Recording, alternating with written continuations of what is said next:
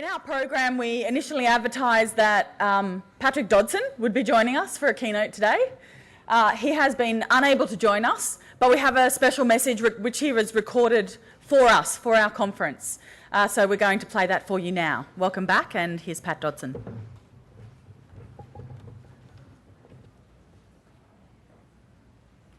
Look, I'm deeply sorry that I cannot attend the conference there in Sydney today.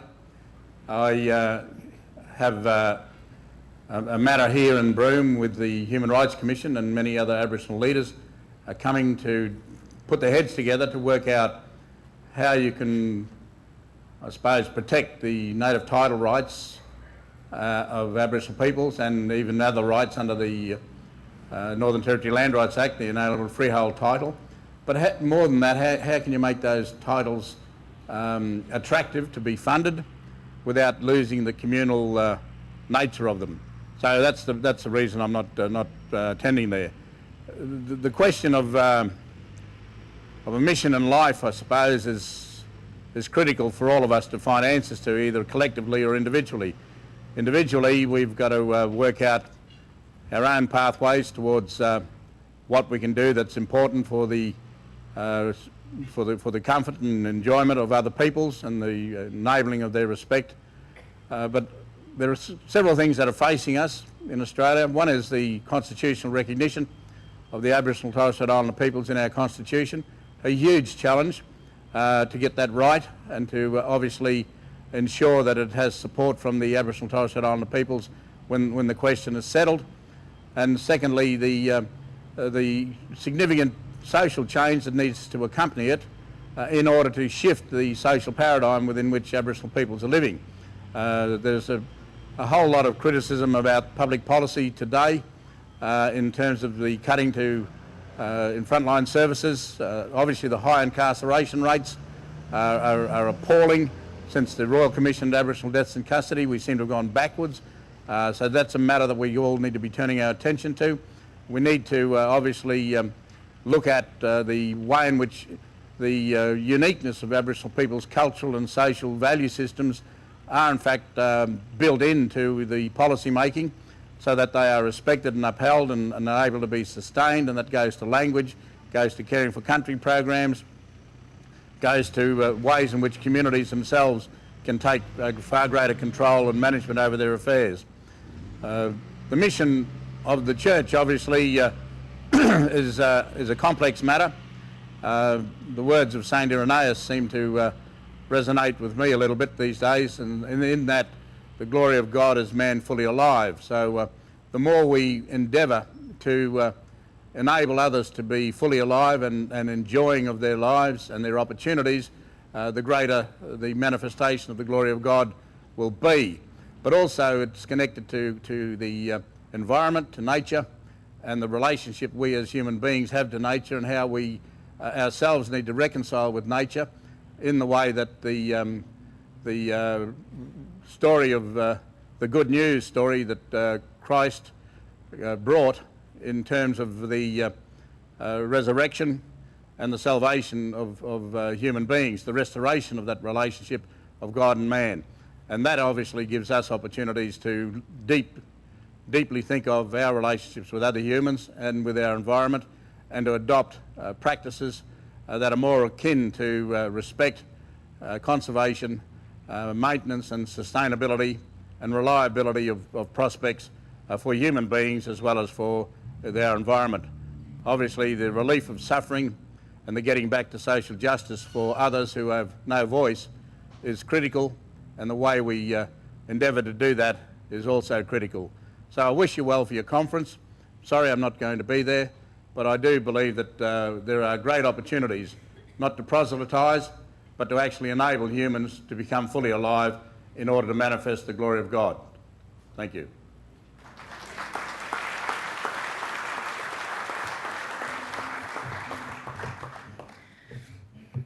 We are very grateful to Pat for having recorded that, and whilst I'm personally disappointed to not hear from him in person, I think the recording is great, and I'm incredibly excited about the opportunity now to introduce a good friend of mine, Mr. Graeme Mundine. He is a man who I think for some, again, needs no introduction. But in case you have not encountered Graeme before or heard him speak before, then I encourage you to have pen and paper ready, to engage your heart and your mind and listen deeply. Graeme is a man who has absolute integrity and immense courage. The love of his life is Gabrielle, and together they are a force to be reckoned with. They're incredible people and work... Graeme too by himself. They work with absolute passion and commitment for the church to become better, for us to become better people, better Australian people, better Indigenous and non-Indigenous people. And the opportunity to hear directly from him for the next 45 minutes or so is, I think, an incredible one. So I ask you to welcome Graeme warmly, engage with this wholeheartedly. Thank you.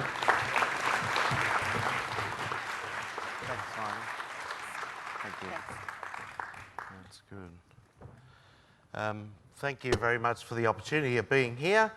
From the mission field to the mission force.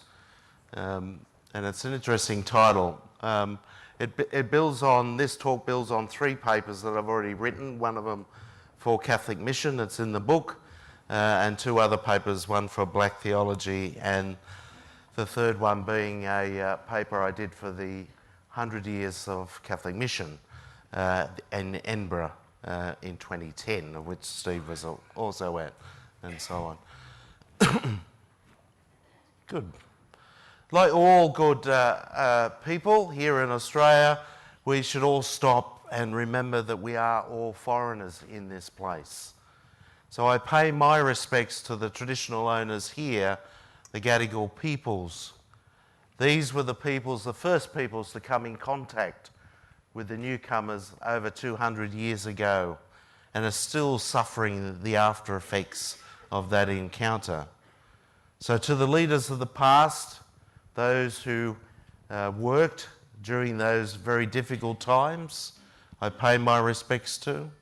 Those of today who are trying to be 21st century Aboriginal people and are still encountering all the problems that are associated with that.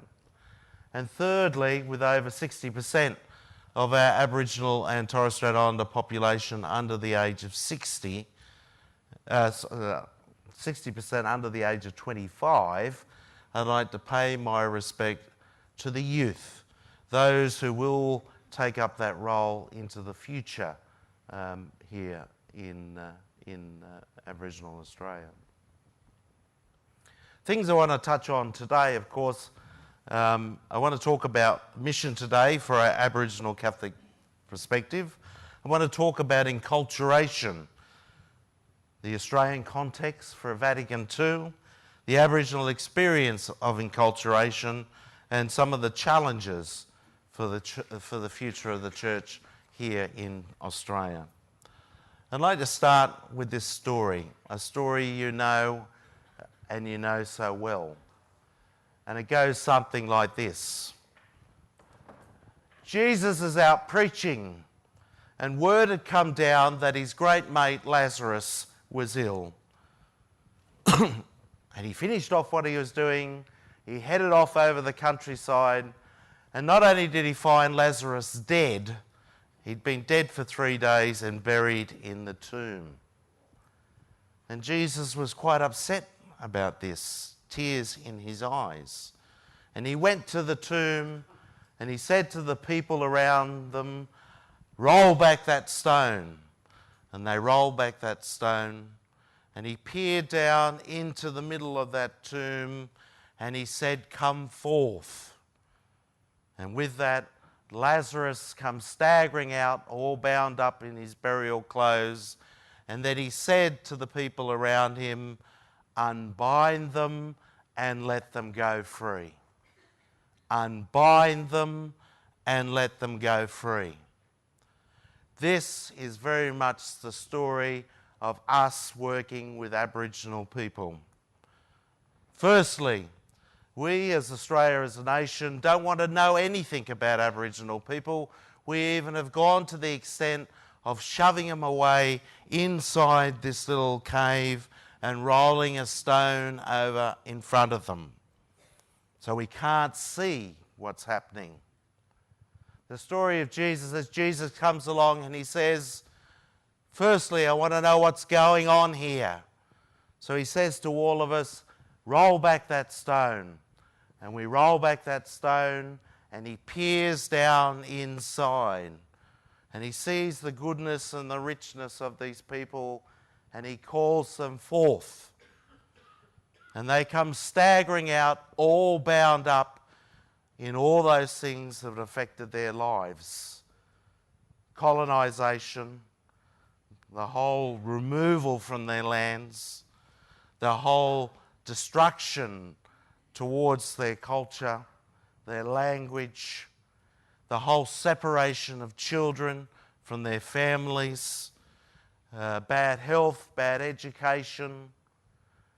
And Jesus says to us, especially to us Aboriginal people, unbind them and let them go free. Let's break these things that bind Aboriginal people and allow them to be fully human and fully live the life that Jesus asks them to live. That's our mission. That's the work that we are to do as Aboriginal leaders, and also each and every single one of you. There were two brothers, one black cockatoo and one white cockatoo, and both of them were sitting up prettily up on the branch, preening themselves. But the black cockatoo started to look at white cockatoo and saw how quite nice he looked over there. And he was getting very angry that his father had made him into a black cockatoo. He said, I want to look like him. So off he went, spread his wings and flew off across the countryside and landed where there was clay and honey. And he gathered the honey and spread it all over himself. And then he got the white clay and put it all over himself. And he flew back to where white cockatoo was living. And there he sat up really magnificently with his white cockatoo brother. But with that came a giant big crack of thunder, and the rain came pouring down, and this voice from the heavens said, I did not make you a white cockatoo. I made you a black cockatoo, and you should be very rich with that beauty that I gave you at that beginning of time. I don't think it's any, it's no surprise that in Jesus' first speech in public, where he goes into the synagogue and he's handed the scroll from Isaiah, and it reads, the Spirit of the Lord is upon me, because he has chosen me to bring good news to the poor. He has sent me to proclaim liberty to the captives and recovery of sight to the blind, to set free the oppressed and announce that the time has come when the Lord will save his people. This is his first public speech out there. Surely, if we are followers of Jesus Christ, then this is what we are also called to be. Well, let's have a look at some of our own history as church and concerning with Aboriginal peoples. And I go right back into time, of course, into Acts 15. And of course, Acts 15 is, of course, the Council of Jerusalem. Paul, who was Saul, a persecutor of people, yeah, and I can name a number of Sauls, but then was converted into becoming a good follower of the faith and one who would go out and preach. And he did. He went away from where the home of where the church sprang up and began, out to groups, the Gentiles as they called them in those days. But he ran into problems because the rules were saying that to be really followers of Christ, they had to follow the old Jewish way of doing things. So him and Barnabas went back, of course, to this Peter and Paul and the other disciples and started a discussion about this. Well, how am I going to reach out to these people if we're going to put all these rules and regulations around them so that they can't be fully what God calls them to be? And luckily, Paul wins the argument in the end and allows then the word of God to begin to spread right out through the world to other places and so on. But the important thing I think for us in this is that, in my reflection on it, is that two different styles of being mission we encountered even way back then in Acts 15. And they were, number one is, here's the faith, take it or leave it. Here's the box that we're going to give you. This is what the faith is, and this is how it's going to look. This is how you've got to behave to be able to be followers of Jesus Christ. The other one, which is I think is Paul's style, is to go out and to plant seeds in these places, affirming, tending these seeds and allowing them to grow and blossom, allowing to blow and blossom into what God is calling them to be as people. I need to go a bit further in history, of course.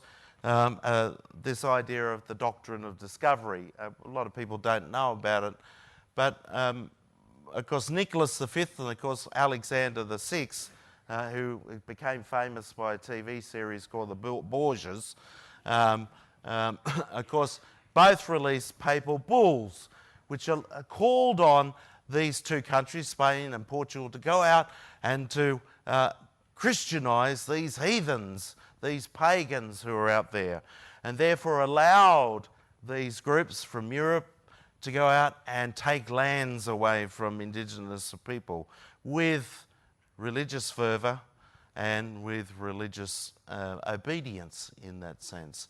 It was God that had sent them into these places to take their lands and to show them the right way into being God.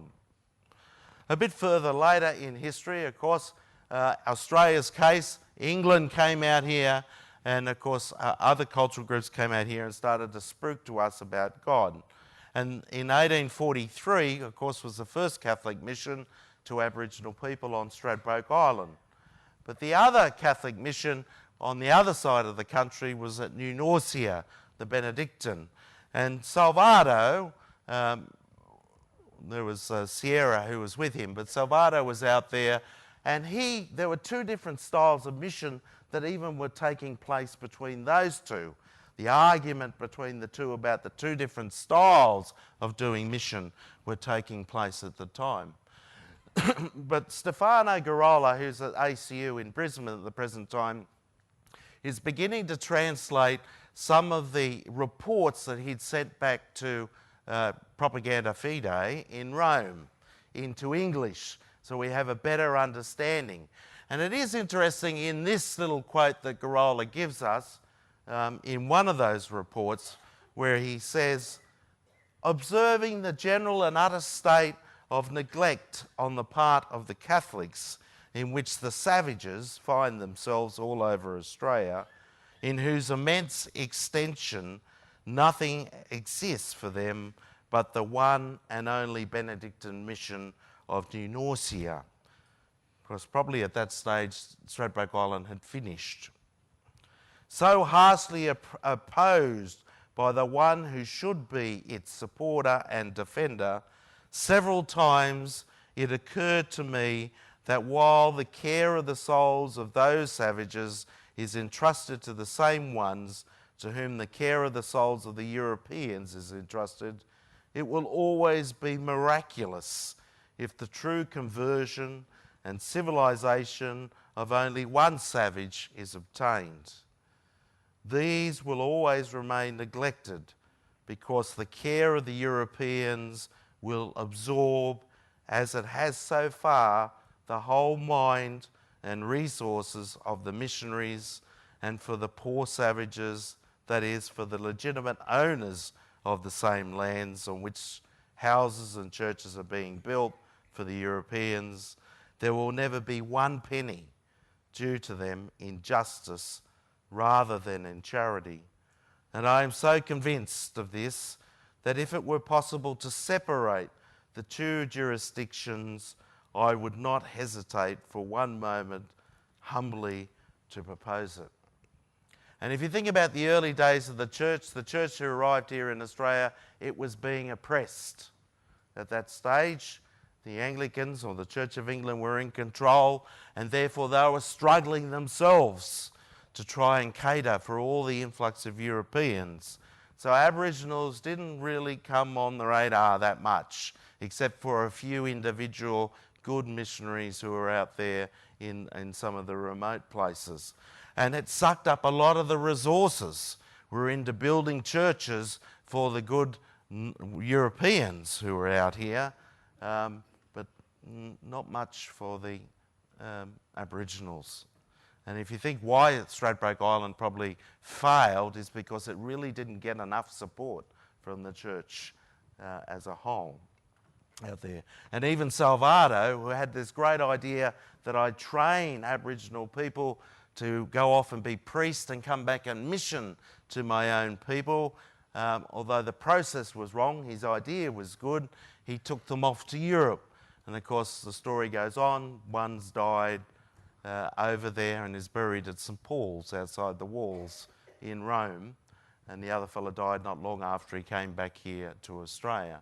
It's a pity that Salvato couldn't train these people back here instead of them taking them from the beautiful, fresh, magnificent, clean air and water of Australia into the dismal Europe of the 1800s at that stage.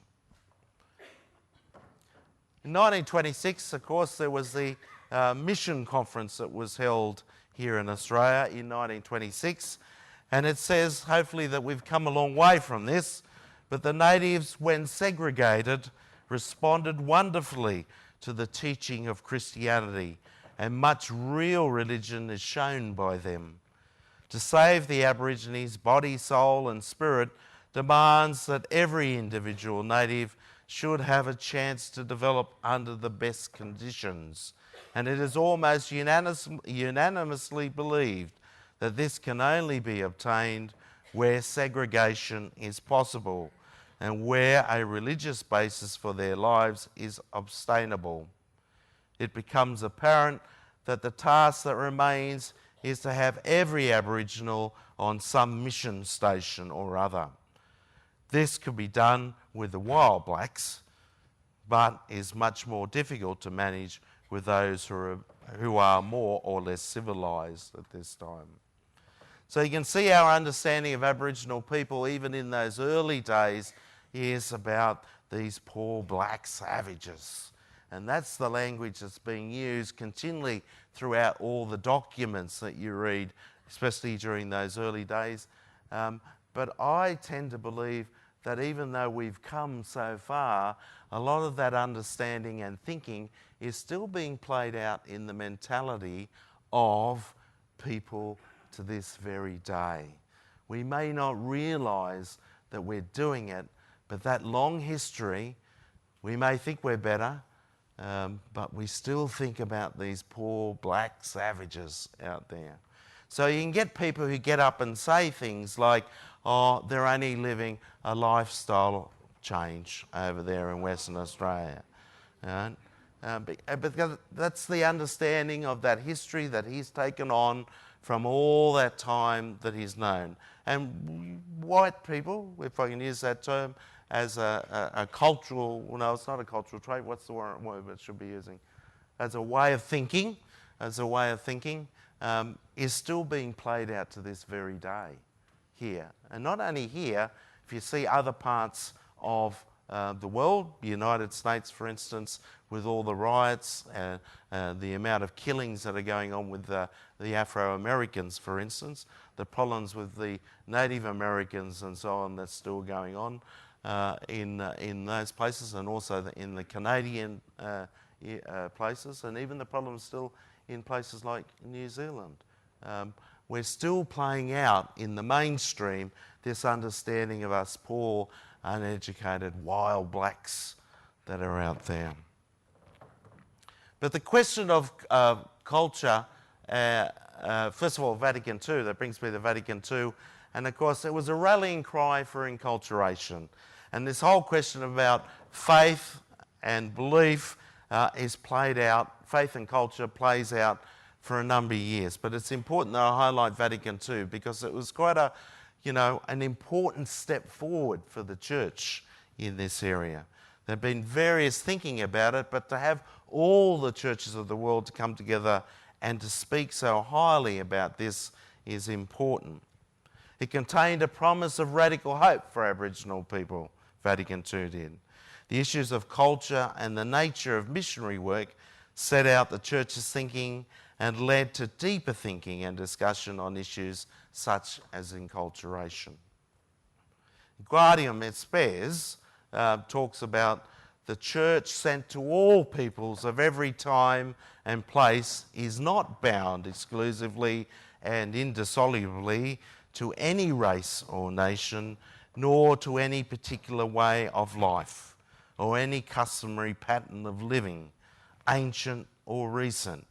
Faithful to her own tradition and at the same time conscious of her universal mission, she can enter into the communion with various cultural modes to her own enrichment and theirs. So God and the church is to reach out and spread the word to these people. The word is for everyone, which backs up everything that's come before it in this place.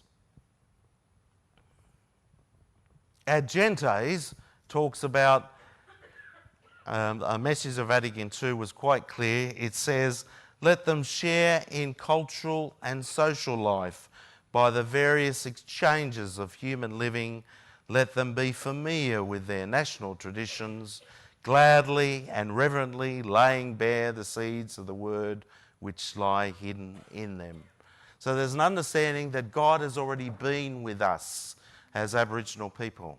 And I know that's true, as I've been saying in the workshop and then again shortly before this, is that while Abraham was wandering around in the desert some 4,000 years ago thinking about this thing, we'd already known about that. We knew there was a God and we had ceremonial life and connection with it for over 40,000 years. And Vicky's in the room, of course, and a prime example here in New South Wales is Lake Mungo, where they found 40 to 60,000 years ago a body of a man who's laid out there. But importantly about this is that he wasn't walking along and then died, he was buried. And not only that, he was buried ceremonially because he's covered in red ochre. So at that stage, there was already some 40 to 60,000 years ago an understanding that there was something out there, that there was bigger than ourselves in this. Well, how do we approach culture? Well, it talks about how people should go out into the world. And it says, know the people among who they live and should establish contact with them. Thus, they themselves can learn by sincere and patient dialogue to understand what treasures a bountiful God has distributed among the nations of the earth, but at the same time, let them try to illume these treasures with the light of the gospel, to set them free and to bring them under the dominion of God their Saviour, from Ad Gentes. So there is already an understanding that God is already in these people. No matter who we come in contact with out there, God is in there. And our role is to try and foster that love, that godness inside as we tell them about Jesus and the gospel. There are a few assumptions, of course. The language of the documents are still very much oriented towards talking about missionaries who are from one culture going to another, rather than recognising that Aboriginal people were and are predominantly Christian. About 70% or so are Christian. And of course, 27, I think is the latest figure, around about 27% are Catholic of the Aboriginal and Torres Strait Islander population. And we've been that for 170 years. Yet we still have people wanting to come out and even, as I've said, trying to convert me, to convince me that there is this thing greater than themselves and that Jesus is an important person in our lives. And that's me at my first communion.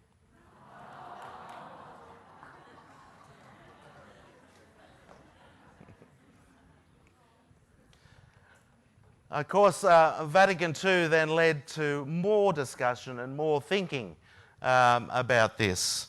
And of course, Pope John Paul II explained enculturation signifies an intimate transformation of the authentic cultural values by their integration into Christianity and the implementation of Christianity into different human cultures. So there is a two-way thing happening here, that we as missionaries would go out and we instill in them this story about Jesus Christ, but there's a flip side to this, that we also are people that will learn from this experience. That these people who already have been touched by God will also be able to tell us a few things about God is in their lives.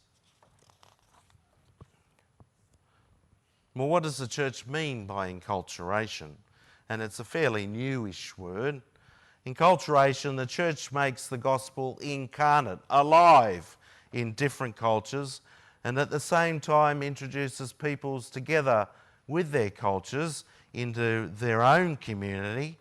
On the one hand, the penetration of the gospel into a given social cultural milieu gives inner fruitfulness to the spiritual qualities and gifts proper to each people, strengthens these qualities, perfects them, and restores them in Christ.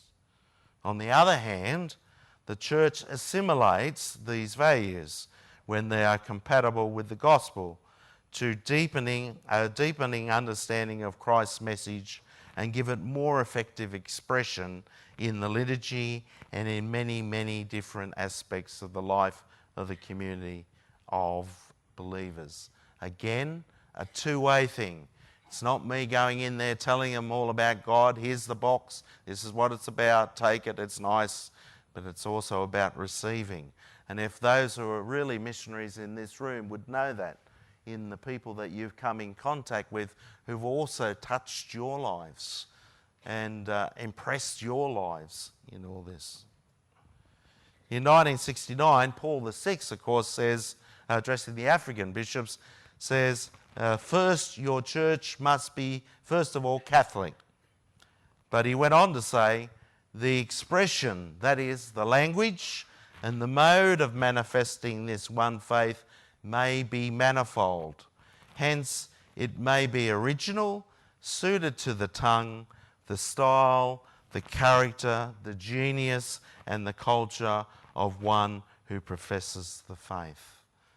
So that's very much built on what Vatican II is talking about, that there is different ways of being church, different styles, different language, different symbols and so on that talk about being church.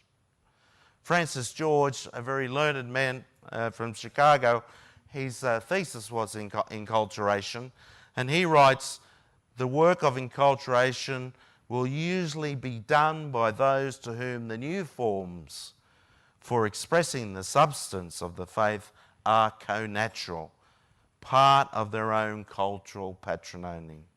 Well, how does it work here in Australia? But firstly, to say that he's saying there that only those people whose faith it is, who are of that cultural group, can actually do enculturation. And you can understand that. If you're a non-Indigenous person, you don't know anything about Aboriginal stuff. So how on earth can you enculturate this? How do you know about the symbols? What are the right symbols? In fact, the Bishops' Conference 2 years ago, but we're asking for a discussion about enculturation, and their first question was, well, what are these symbols? So they don't know. Only those people who are Indigenous, who are Aboriginal or Torres Strait Islander people, are the ones who are able to enculturate. Not other people who may have read about these things or may have understood these things from their years of learned learning. Enculturation has... I've skipped a page, have I?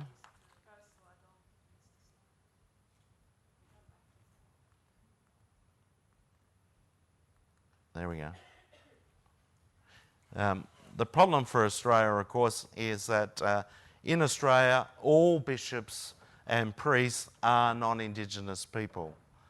Culture can only be truly integrated into the life of the church when those who are in positions of power and decision-making are also of the culture. All the documents, all the statements tell us this. Otherwise, every attempt at enculturation is perceived through the lens of the dominant culture. So you're with me at the moment? And I've missed something somewhere, I'm sure. Of course, Francis himself talks about the Australia Church hasn't come to understand the message that we proclaim always has a certain cultural dress. But we in the church can sometimes fall into our needless hallowing of our own culture and thus show more fanaticism than true evangelising zeal. And you can see that round about the place. We get a lot of fire and brimstone, even within our Aboriginal communities. In fact, you've even taught some of our own Aboriginal people that they're full of fire and brimstone too, in the way that they talk about church out there.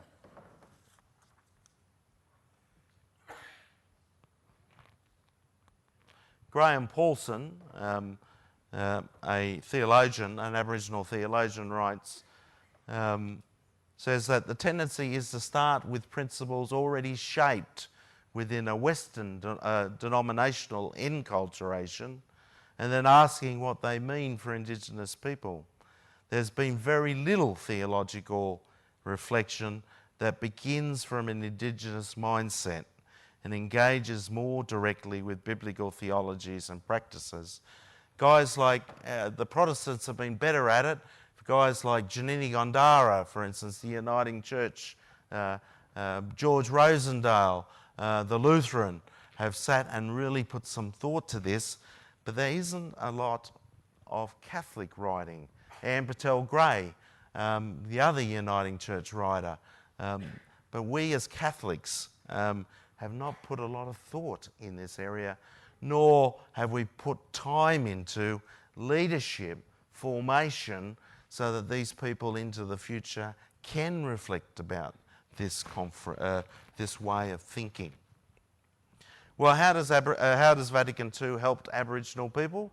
Well, of course, in '73 we had the first Aboriginal Mass, the Missa Indigena, at the Eucharistic Congress in Melbourne. A sort of an example of a good start, as Hilton Deacon, who organised it, says. It's a good start about how for Aboriginal people to celebrate the Eucharist as a group. And of course the biggest one is '86, John Paul II arriving into this country and saying, I want to talk to Aboriginal people. And of course 10,000 of them gathered in Alice Springs to hear that great message that John Paul II gave, which still resounds throughout our Catholic communities, and not only our Catholic communities, also within our brothers and sisters from other faiths as well. Whoever wrote it, whoever put the draft together for the Pope, did an amazing job. It really encapsulates a lot of what our hopes, dreams and desires are for the future. There's been some limited use of Aboriginal symbols and songs in liturgies. And the question I asked, or the statement I made in the last forum, was that if I walked into any of your parishes, where are the symbols that tell me that Aboriginal people are part of this? If I walked into any of them, I did a talk last year in a particular parish, and luckily down the back there was a statue of Martin de Porres, the black saint. So at least there was something in there. But if you look around our churches, where are the symbols that tell us that Aboriginal people are part of this? What's making them welcome? You know, we can do statistics now right down to parish level. We can tell you how many Aboriginal and Torres Strait Islander Catholics are in your parish.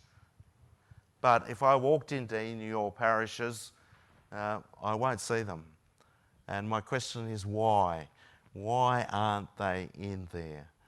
You know, they're very much Catholic, but why aren't they inside? It says something about the way that we're not reaching out to them. Aboriginal Catholic ministries have sprung up, groups like myself, Vicky and so on, Ralph and so on, right around the country. Aboriginal people ministering to their own people, at least trying. We've got a national body now, a National Aboriginal and Torres Strait Islander Catholic Council. Thelma, you met here on the first day, and now national conference is on this year in Darwin. Aboriginal deacons, we've got one here present with us.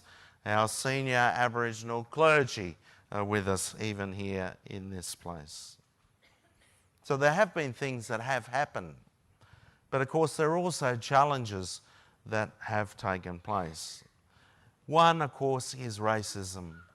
And I gave this talk, or a similar talk, to the National Liturgical Conference, and there was a Monty Python skit that happened.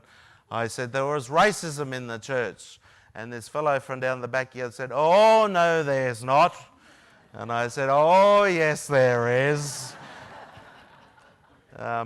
Because as I said to you earlier, they're still in the mindset that these poor wild blacks don't really understand about this God thing, and we've got to educate them about this, and we are treated accordingly. If you think about one that I have arguments with Catholic Mission with and Caritas, is about funding and about where money comes from and how it's spent. You know, a legitimate form of development for Aboriginal people, of course, is faith development. And yet I don't see a lot of money going in that direction. The new translation, of course, of the liturgy is less likely to allow things such as acknowledgements, smoking ceremonies, water ceremonies, hymns, prayers, etc. And it contradicts, or at least how it's interpreted, contradicts Vatican II and what Vatican II has said, as we've seen during this talk. We need to get permission from each bishop. Right? There are 11 of them at least in this state. 24, aren't there, right across the country? 24. I go to Darwin, Bishop Ted Collins' funeral, caskets in the middle of the cathedral. 2 Aboriginal communities, one from Waddow and one from Tiwi, approach the casket and they sing the spirit home. Awesome, awesome stuff that's happening right here in front of us. I go to another diocese in another area, maybe not to do exactly the same, or we can't do that. We can't do that. That's not in keeping. We won't have dancing here in this place. So it depends on the interpretation of which each individual bishop or each individual liturgy committee. You know, one of our biggest fights is with, I'll tell the joke, and I told it at the liturgy conference, you know the difference between a liturgist and a terrorist. Right. You can negotiate with a terrorist. But even down on the parish level, priests are often blocks too, just on things that we want to do locally. You know, like I said, in keeping with what Vatican II was talking about, yet they still insist that our way is the only way. You're talking to a group that's 40 to 60,000 years. Their life is based around song, storytelling, dance, and movement within this, and we're told we can't do it. Yet if I go to Africa, oh, they're very good, those blacks over there. They can jump around and they can dance and things like that. They get away with it over there. But here in Australia, there's this mentality that's here in our minds that we really do need to correct. Our formation or education is still biased into Western way of doing things. And I teach in Year 3 teachers going into schools, and of course, you know, it's one unit out of a 4-year course that they're going to get something on Aboriginals. And I've got to give the whole 60,000, 100,000 years worth of history and knowledge in 13 weeks. It's an impossible. We talked about seminaries, training our leaders, and so on. Very rarely, one-off little every now and then about getting into talking to our priests and so on. And like I said, our own formation as Aboriginal people, we need to form our leaders as well. Yes, we have places like Noongalina College and Wantop and so on, but where are we instilling our leadership? Yeah, it's great we have World Youth Day and we have big youth movements and all that, but where is the Aboriginal youth movement? Where is it? Why aren't we training people? Why aren't we doing things to help form them so that they, you know, after I'm dead and buried, someone else is here to be able to speak to you about this? It's not happening. And I always get annoyed with this because they'll spend a lot of money on me to go off and speak to a lot of good white people. Like, I'll go and speak to parishes, I'll speak to schools, I'll speak at conferences to all these white... But to find funding to be able to go out and to do something with Aboriginal people, can't find it anywhere. They deny us that. It's real feel-good stuff that they're after. What we need to do for the future, of course, is to engage in true dialogue, which was promised by Vatican II. Non-Indigenous Catholics need to stop treating us like they are more Catholic than us and allow us to be part of the church. I was baptised. I'm already a member. Yet at times I feel that the doors are closed. Non-Indigenous people need to stop speaking on our behalf and excluding us from the power structures. We need to be directly at the table with the decision makers, not just have a go-between. And I should bring it up because I think it will be discussed at our national conference. For instance, and I'm not picking on anyone in particular, but the advisor to the Churches Commission, the Aboriginal and Torres Strait Islander Bishops Committee, of course, is a non-Indigenous person. I'm sure they could have found a good, educated Aborigine if they wanted to. Non-Indigenous clergy and bishops need to work with us to incorporate our cultural practices and symbols into liturgies. If I think back in the early days of the movement, if I can call it that, you know, after the Eucharistic Congress, people met and they said, let's go back and get this kicked on. And people like MOHMV and so on came from there, and they came back to Sydney, and groups went all over the place. Good priests, good bishops worked side by side. And I'm thinking, you know, the Battersbys, the Faulkners, the Ray Benjamins and so on, just to name a few, that were there and working side by side with these people. The Mickey Hayes and so on, of all these great people that were with us, but working with us, working side by side. And if you know the story of the old missions, people will complain about, yes, it was hard, and yes, we were denied language and we were denied ceremony and that, but the good missionaries, they'll always remember. Why?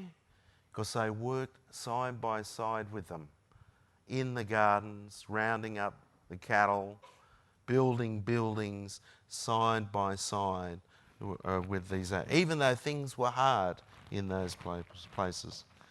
Non-Indigenous Catholics should be examining whether church as it is today is truly an Australian church. Or have they, you, accepted another culture along with your faith in the way that we do it? Where are the Australian symbols within our churches? You know, the big stained glass windows, you know, the symbols that are around, the statues and so on. Yes, we've got one saint now, hopefully a few on the run now, but one saint. But what are the symbols that we see from an Australian perspective out there? What Aboriginal people need to consider, and a group of us, Vicky, for instance, Ralph and a few of the others have been meeting and talking about this. You know, Aboriginal priests, where are they? Who are they? Who are they? What style of priesthood are we talking about for Aboriginal people? You know, I've been on record many times that whole question of celibacy is a big problem for Aboriginal people. And we do need to ask that question. If it was so easy to be a priest for us as Aboriginal people, where are they? We've had one. Several married deacons, but only one priest. So we need to ask the question. And of course, I'm also on record in one of those papers asking about women also have ceremonial life in our culture. And therefore, the ordination of women is also in part of that mix about talking about these things. Should we, as Salvador talked about in those early days, you know, we're being swallowed all the time by the mainstream. World Youth Day's on, so we're going to send all the kids over there. All right, we need some Aboriginals to go along with them. Well, you know, which is fine. I've been to one. The other one I chose to be at the Lambeth conference, the Anglican conference, instead of being here. But the where's our formation of, you know, our group that's going to go over and represent our Aboriginal Catholic people in that forum? You know, it's very hard to get funding for that, I can tell you that.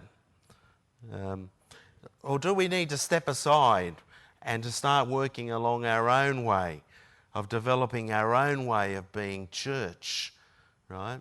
Which is not to separate ourselves in the sense of a schism within the church, but to separate ourselves so that we can collect our thoughts in all this, to build our strengths. Because at the moment we're being swallowed up always by what the needs and hopes and dreams of the mainstream church are. Right? Oh, we've got a demonstration on about refugees. You need to be there. Yeah, I need to be there, but I also need to bring my Aboriginal stuff there, not just because you need a token Aboriginal to be there. But anyway, we need to talk about other structures that allow us to be both Aboriginal and Catholic without all the gatekeeping. There are a number of people out there who are always running the door. Oh, sorry, you can't see Bishop today. You can't get in to see him. He's too busy. Well, you tell David that I need to get an appointment with him. You know? But it is hard when you've got people running the gauntlet all the time, being that barrier. And we can't build those relationships with those people while we've got these gatekeepers that are there. John Paul II said to us, you do not have to be people divided into two parts, as though an Aboriginal had to borrow the faith and life of Christianity.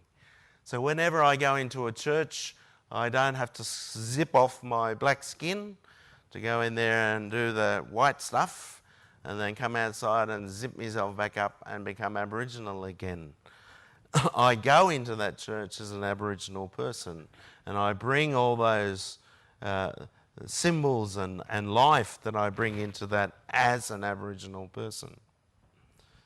John Paul also went on to say, take this gospel into your own language and way of speaking. Let its spirit penetrate your communities and determine your behaviour towards each other. Let it bring new strength to your stories and ceremonies. Let the gospel come into your hearts and renew your personal lives. The church invites you to express the living word of Jesus in ways that speak to your Aboriginal minds and hearts. All over the world, people worship God and read his word in their own language and colour the great signs and symbols of religion which touches of their own traditions. Why should you be different from them in this regard? Why should you not be allowed the happiness of being with God and each other in this fashion?